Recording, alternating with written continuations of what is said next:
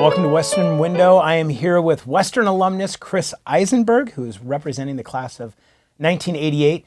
He is also the Senior Vice President of Supply Chain, Global Supply Chain, Correct. and Procurement with Halyard Health, which is a spinoff subsidiary of Kimberly-Clark. So Chris, thank you so very much for being here. Thank you very much for having me. Oh my gosh, yeah, Appreciate it's really it. great having you back to campus. So since you've been back on campus today, what have you Yes. done so far?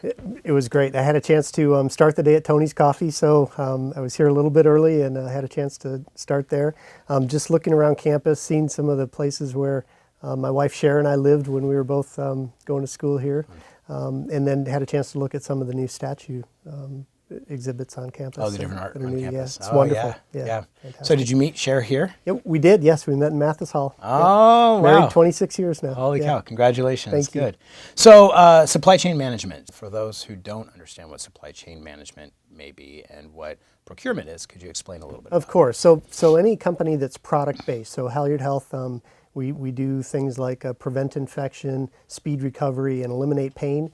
There's products that go with each of those concepts. And so supply chain in our terms means everything from procuring the raw materials for those products, the manufacturing of those products, and then delivery to our customers is the supply chain. So from beginning to end From then, beginning to end. Okay. Yep. And your role is overseeing that from beginning That's to end? correct. Yep. Okay. Yep. And how many people do you have working? 13,000 globally. So you have 13,000 people working under you. That's correct. From your office in Georgia. Yes. All right. And I bet you do a little bit of travel around I the do, world too. in fact, yeah. We have manufacturing locations in Honduras, Mexico, the U.S., Thailand, and then we have contract manufacturers in China, Malaysia, Vietnam, and then supply chain offices in Japan, Australia, Singapore, and Belgium, and then a distribution center in South Africa. So all over the world. So we got just a few airline miles. Yeah. That's right. Correct. Well, good. Well, it's really great to have you back on campus. So since you've been here, you had some coffee. Yeah. Gotten your tour. I think you're Right. going to be talking to some students today as In well. fact, I'm going to attend one of the seminar courses in Liberal Studies program this afternoon, which will be a wonderful experience. Yeah, especially since you got your degree in liberal studies. Right. You get to go back and sit in the class. You know, it's interesting. I've heard some people say, not all people. Yeah. I've heard some people say that a degree in the humanities or liberal arts, liberal studies as well, is a waste of time. What would you say to somebody, as somebody who is a successful businessman and leader? Sure. What would you say to somebody who would say something like that? Yeah, start with the fact that I believe that any person that's going to be successful over time has a growth mindset. And so people who believe that a fixed mind, so you're as intelligent as you're ever going to be, I think is very limiting. And my own perspective is that people who gravitate towards the humanities tend to think of lifelong learning. And that is something that's that curiosity, that level of engagement in the world around them, the ability to understand what other people believe, particularly in international business, that's a big deal. The ability to manage ambiguity as a business person, we talk about risk management, but really it comes down to if we took a certain course of action and these things were risks, how would we manage that? And being comfortable with that ambiguity, that's an important part of being an international business person. Again, in my opinion, the people that will be successful are those that really are constantly thinking about what are the important things today, that level of curiosity. Even in the last 5 to 10 years, the jobs, if you look at it from, the careers that people can pursue, we're not really sure what the jobs are going to be 5 years from now. Right. That's an evolving state. So Everett gave you their Corporate Executive of the Year award in 2010. You've also been you've got the Inspirational Leadership Award at Kimberly-Clark. Red Cross of Snohomish County calls you a real hero. Also, the Association of Western Pulp and Paper Workers called you the Mill Manager of the Year.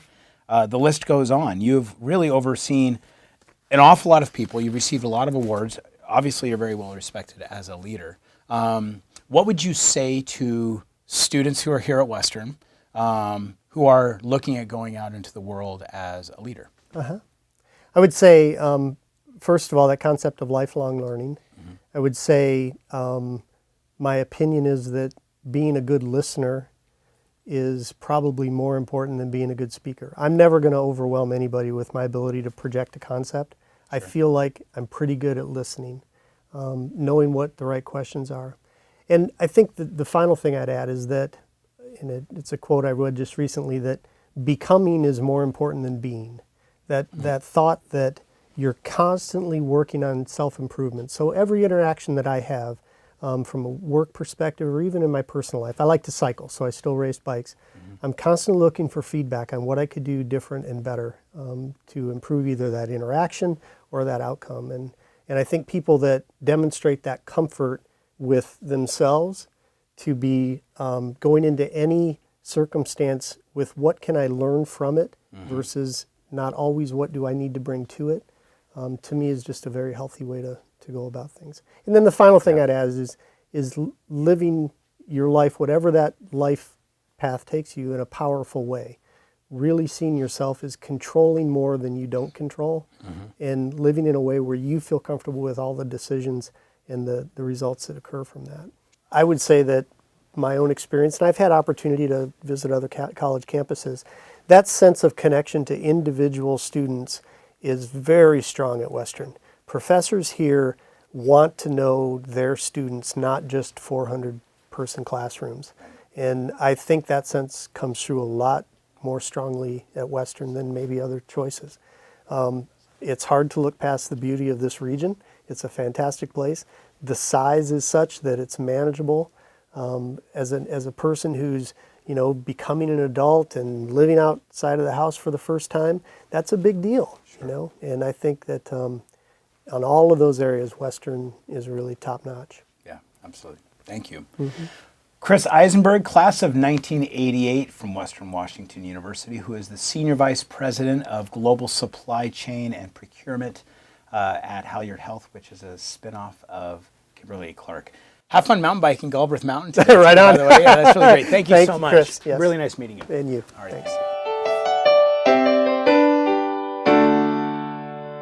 This is Smokey. This is my dog, Ducky. This is my therapy dog, Arizona. This is my dog, Bridger. This is Thomas. This is Danny Boy. This is Lucas. Pongo's 10, and we're here with Whatcom Therapy Dogs visiting Western during Dead and Finals Week. The purpose of Therapy Pets is just to let the love that they have be shared with other people.